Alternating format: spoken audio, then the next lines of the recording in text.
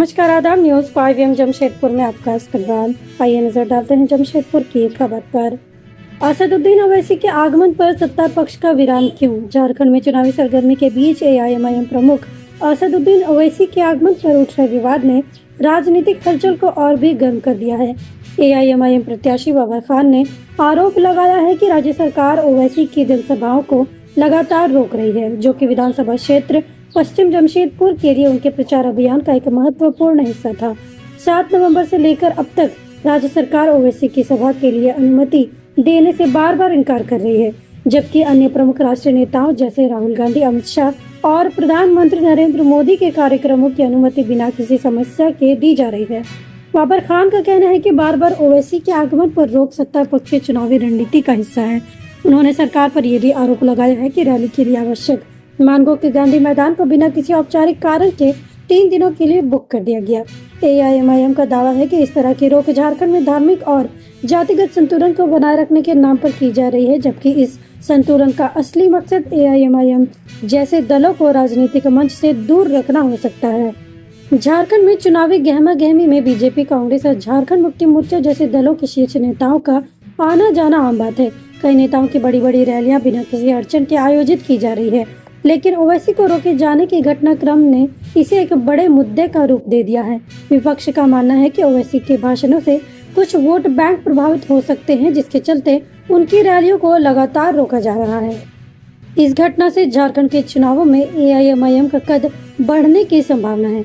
बाबर खान ने जिस तरह के आरोप लगाए हैं, उससे अल्पसंख्यक और अन्य वर्गों में सरकार के प्रति असंतोष और रोष है। विपक्षी दल इस मुद्दे का लाभ उठाने की कोशिश में जुट गए हैं, जबकि सत्ता पक्ष इसे ध्यानपूर्वक संभालने का प्रयास करेगी ताकि राजनीतिक नफा नुकसान का संतुलन बना सके। आगामी विधानसभा चुनावों में ओवैसी के समर्थक वर्ग को जोड़ने और एआईएमआईएम की पकड़ मजबूत करने के लिए उनका झारखंड आना और यहाँ की जनता से जुड़ना अहम था। इस पर बार बार की गई रोक सत्ता पक्ष के लिए न केवल सवाल खड़े करती है, बल्कि आने वाले दिनों में एआईएमआईएम को एक भावनात्मक मुद्दा भी दे सकती है। झारखंड चुनावी राजनीति के इस महत्वपूर्ण मोड़ पर ओवैसी के आगमन को रोकने का निर्णय सत्ता और विपक्ष के बीच एक और बड़े राजनीतिक विवाद का रूप ले सकता है।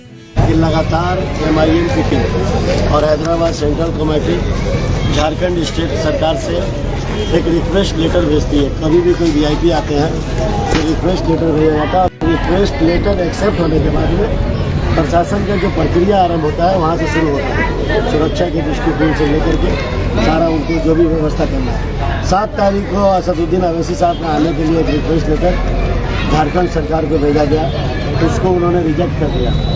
9 तारीख को भेजा गया, उसको उन्होंने रिजेक्ट कर दिया। 11 तारीख को 9:30 बजे उनका फ्लाइट था, वो फ्लाइट को भी वो लोग रिजेक्ट किए। उसके बाद में 11:15 में एक था, अभी लास्ट उनका 1:15 में है। इंशाअल्लाह वो आएंगे, क्योंकि एक साजिश चली जा रही है इंसान में, एक साजिश चली जा रही है कि ओवैसी साहब को इस सरजमीन पर नहीं उतरने देना। ये सत्ता दल के लोग हैं, सत्ता दल के लोग हैं। अब आप बोलिए, एक छोटा सा आपको बता रहे हैं कि ये गांधी मैदान को 3 दिन के लिए लगातार बुक कर दिया गया। कौन दल के लोग? वहाँ एक भी कार्यक्रम नहीं हुआ। निर्वाचन आयोग को इसको संज्ञान में लेना होगा कि किसी एक दल के और किसी एक नेता के प्रभाव में आप दूसरे दल को कार्यक्रम नहीं करने दे रहे हैं। हमारे जो अभी वीआईपी, जो हमारा चेहरा है, जो हमारा पार्टी का रहबर है, उसको आप आने में आनाकानी कर रहे हैं। कितने ओवैसी को रोकिएगा? आपको जितना ताकत लगाना है लगा लीजिए। आपके लिए राहुल आ जाए ठीक, आपके लिए अमित शाह आ जाए ठीक, आपके लिए दिग्विजय सिंह आ जाए ठीक, आपके लिए योगी आ जाए ठीक। ओवैसी साहब आ रहे हैं तो तकलीफ है। आप उनके रिक्वेस्ट लेटर को एक्सेप्ट नहीं करते हैं और लास्ट मोमेंट में आप बोलते हैं कि रिजेक्ट हो गया। ये नहीं चलने वाला है और इंशाअल्लाह ये परंपरा समाप्त होगी 23 के बाद। आपकी टीम में से ये सूचना आई थी कि 9 तारीख को ओवैसी साहब आएंगे, लेकिन उस दिन क्या हुआ? फिर 11 तारीख को खबर आई। 7 तारीख को उनको आने का था। 7 तारीख को झारखंड स्टेट सरकार जो है, जो ऑथोरिटी पावर है, वो ये कहा कि ये क्या नाम है, इसका छठ का पर्व है, तो छठ में जो है विधि व्यवस्था जो है पूरी चरमराई रहती है, रोड वगैरह ब्लॉकेज रहता है, तो उसको उन्होंने एक्सेप्ट कर लिया। 9 तारीख को दिया गया, तो 9 तारीख को बिना कोई कॉज के उसको भी पेंडिंग दिखाते दिखाते दिखाते एकदम लास्ट ओवर में जो है उसको रिजेक्ट किया जाता है। आज का भी जो रिजेक्ट वाला मामला है वो 9:35 वाला भी हो गया 11-15 वाला भी हो गया। अवैसी साहब बेचैन बैठे हैं कि हमको जमशेदपुर जाना है, जमशेदपुर जाना है। आज से नहीं, लगातार 1 हफ्ता से उनकी तैयारी चल रही है। अभी भी हमारे वहाँ पर ही जो कार्यालय में अराफात कुरैशी साहब, सरफराज सिद्दीकी साहब, सब लोग यही बेचैन है कि सरकार का जो है 135 में उनका एक फ्लैट, अल्लाह वो फ्लैट को मंजूर कर ले और वो आ जाए। आपके विरोधियों के द्वारा लगातार अब तक भी कॉल आ रही है कि ये स्टंट है, ओवैसी साहब नहीं आने वाले, बाबर बस भीड़ जुटाने के लिए हवा बना है। तो विरोधियों का जो भी बहाना है वो तो खोजेंगे। विरोधी करते क्या है, हम स्टैंड बनाएंगे नहीं बनाएंगे, ये MIM के दीवाने हैं। मेरी बात समझ रहे हैं। खाली इनको मालूम हो जाए कि MIM का फखरुद्दीन अंसारी यहाँ सभा करेगा तो आपको ये क्राउड दिखेगी। हमारे यहाँ वो चेहरा है। असदुद्दीन साहब तो एक महान हस्ती है, 1 मैन शो है इंडिया में।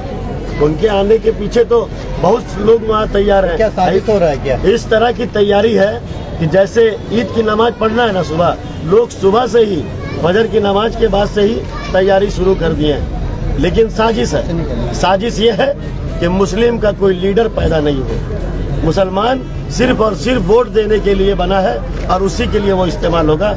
मुसलमान का अगर लीडर आएगा तो निश्चित रूप से अवैसी साहब आएंगे और हमें यकीन है कि वो अपने प्रत्याशी के पक्ष में और यहाँ की जनता को अपना पैगाम देंगे। और क्यों जरूरी है MIM को प्रत्याशी को कामयाब बनाना, उसका भी संदेश इंशाअल्लाह आपको देंगे। आपसे बात करने से पहले मेरी टीम के द्वारा आपके प्रदेश अध्यक्ष को कॉल किया गया और ये कहा कि हम लोग ईदगाह मैदान में जुट रहे हैं, क्या ओवैसी साहब सही में आ रहे हैं? उनकी तरफ से जो जवाब सामने निकल कर आया कि इस बात की सूचना बाबर खान से लिए मुझे नहीं पता है। बिल्कुल, हमसे डायरेक्ट सेंट्रल कमेटी हैदराबाद संपर्क में है। आप संपर्क के बारे में आप हमसे देख लीजिएगा कि क्या बोलते हैं, मैसेज जो हो रहा है। और हमें यकीन है कि हमारे अवैसी साहब आएंगे। अगर साजिशें कुछ हो जाए, क्योंकि जो कुछ भी है सरकार के अधीन हम चलते हैं और सरकार अगर उसमें बाधा उत्पन्न करेगी तो निश्चित रूप से हम वहाँ कहीं ना कहीं निंदा ही प्रस्ताव करेंगे। लेकिन हमारा जो भी कार्यक्रम है इंशाअल्लाह हम तो यही चाहेंगे कि हर आदमी अपने आप को आज अवैसी समझेगा, हर एक व्यक्ति अपने आप को बाबर खान समझेगा और MIM का एक कैडर समझेगा और इस टीम को मजबूत करने के लिए और अवैसी साहब को रोकने वाली ताकतों के खिलाफ आवाज़ बुलंद करेगा और अपने प्रत्याशी को जिताने के लिए हर संभव प्रयास करेगा। कितने बजे तक अनुमान है कि प्रोग्राम होगा? इंशाअल्लाह 1:35 तक उनकी फ्लाइट अगर आती है तो वहाँ से 20 मिनट लगेगा रांची सोनारी एयरपोर्ट में। हेलीकॉप्टर से उनको आना है, वहाँ से वो फ्लाइट से आएंगे रांची, रांची से हेलीकॉप्टर से उनको सोनारी उतरना है और सोनारी से फिर वो रांची जाएंगे और फिर रांची से वो महाराष्ट्र चले जाएंगे। ये उनका आज का शेड्यूल है, क्योंकि 5:30-6 बजे महाराष्ट्र में भी एक जनसभा को संबोधित करेंगे।